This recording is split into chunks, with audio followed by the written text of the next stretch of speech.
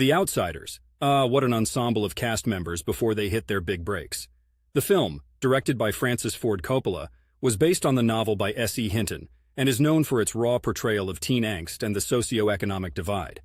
So let's break down this cast and address their ages during filming.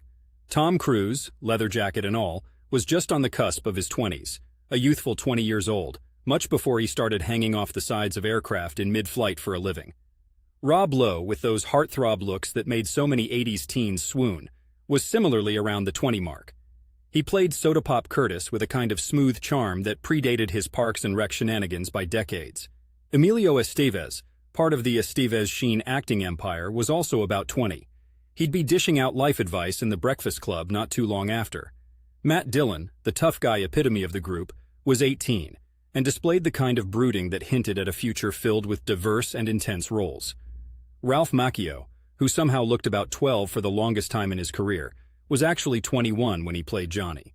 It's that youthful Italian look. Some might say it's working for him even today, as he's now karate chopping in Cobra Kai.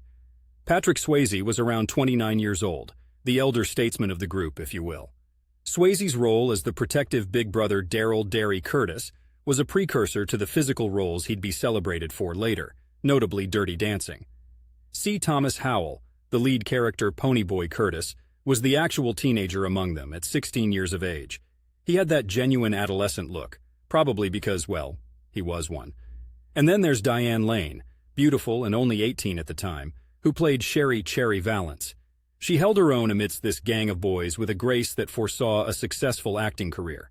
Let's not forget about the future Brat Pack staple, Anthony Michael Hall, who was a mere 14 years of age, and barely on the radar. He'd come to be known for his iconic roles in the teen movies of the era. So there you have it. A snapshot of youth on the cusp of stardom. These actors, some close to their characters' ages, others a bit beyond, all converging in a classic film that's sure to be talked about for generations. Makes me nostalgic just thinking about it. And it's a reminder of how quickly time passes. It's like looking through an old high school yearbook. Good thing we don't actually have to go back, right? If you ever find yourself wandering through the neighborhoods of Portland, you can sometimes catch The Outsiders playing at the outdoor screenings in the parks during the summer. Watching these young actors on screen under the Oregon stars, something about it just feels right.